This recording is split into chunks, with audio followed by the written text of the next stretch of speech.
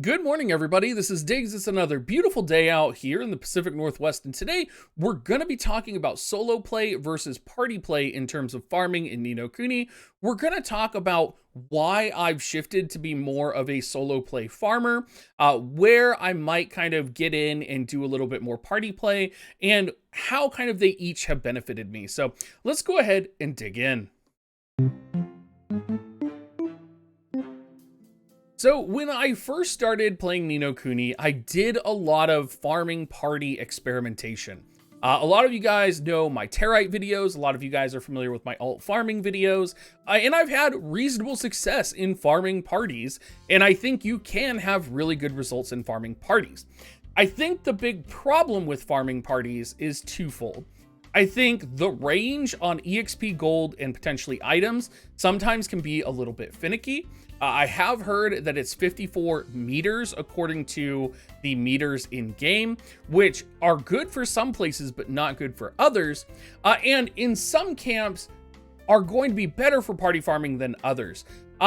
We kind of right now, the best farming method we usually have, or kill speed in terms of monsters, is to kill monsters that are lower level than you, right?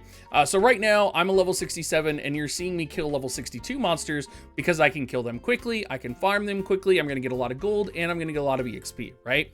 Now, I could go up to the next floor and farm a little bit slower, but I want the fast kills, and that does tend to lead to better results. So why aren't I here with a party right now? Well, the reason I'm not here with a party right now, candidly, is I don't think there's enough competent people around, or competent people joining parties that can position themselves the way that I'm positioned right now. What I mean by that is I don't believe that people in party play know how to properly place themselves between two packs of monsters so that you as a character can lure two packs towards you and kill them in a large area, right? So that you're almost killing double the monsters that you normally would. Not only that, but not all of the farms, as I've said, are designed for being able to pull two packs with 5 people, right? I think very commonly if you've been on tier 2 and you farm the light and dark monsters, because that's kind of the early way that you could get light and dark pages, if you go into those square-based areas, there are 5 packs of monsters, 1 in each corner and 1 in the center. And while you could pull 2 packs, it does seem like it's designed for a party of people each to have 1 pack. And candidly, I could probably get more rewards, both EXP and gold wise and potentially drop wise, it seems, to farm 2 packs myself than to team up in a party. And this is another one of those things that I'm very curious about and interested in, is I am interested in drop rate as well. We did test previously on the Territe drop rate video how items were shared in party. And we do know that it's not participation based. We do know that there is a range that you have to be in. And that's pretty much all we know so far. We don't know if all of the drops are split between all of the players. We don't know necessarily if there's another factor involved. You do know that you get items from other players. You don't know if your potion affects the kill from another player, right? So if you're using green potions, is it better to be in a party or is it better not to be in a party?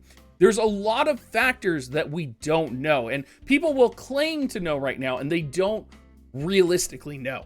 So it seems when I am in my solo farming mode, I am getting more drops, and I've been slowly documenting this. I've been slowly kind of experimenting with it. I've been looking at Territe drops as well.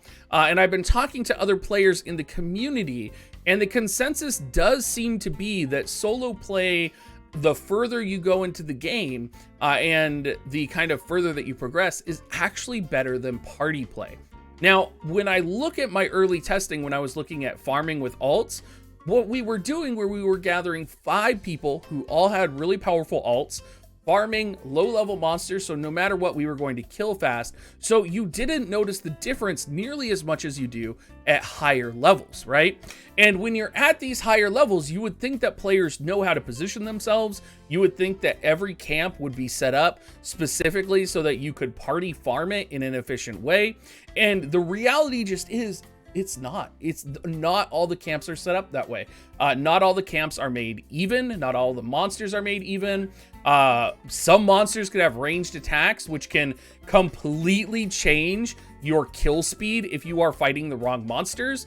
It's absolutely bonkers how much both camp, monster type, layout can affect either your solo or your party farm speed. So I personally think, from my experience right now, that solo play is probably better. I think universally solo play is probably going to be best, particularly if you're using EXP pots and gold pots. I also think solo play is going to be better if you are in a camp where you are going to reliably be able to farm potentially 2 or 3 packs. Now, I think there will be a place for party play in the future, or potentially when we do reach endgame, where everybody's going to be a little bit more optimized and you're going to be able to organize a little bit more. But right now, I don't see that party play really happening in my mind, because it takes too much effort to organize. And I'm going to be honest, I don't trust necessarily people who are joining my party while I'm AFK farming. I don't trust them to show up to camp. I don't trust them to make the proper decision. I almost want to just form a party, go to different channels for the golden EXP buff, and just use parties that way. That's almost how I would rather farm right now than party up and do farming that way. So hopefully you guys kind of get something from this video and you kind of understand where I'm coming from. I'm curious what all of your guys' experience has been with this as well, because it's been a huge shift in how I approach farming in the game. It's definitely made it so that I tend to target lower level monsters to farm quickly and farm items solo. So again, let me know what you think in the description down below, and I will talk to you guys next time.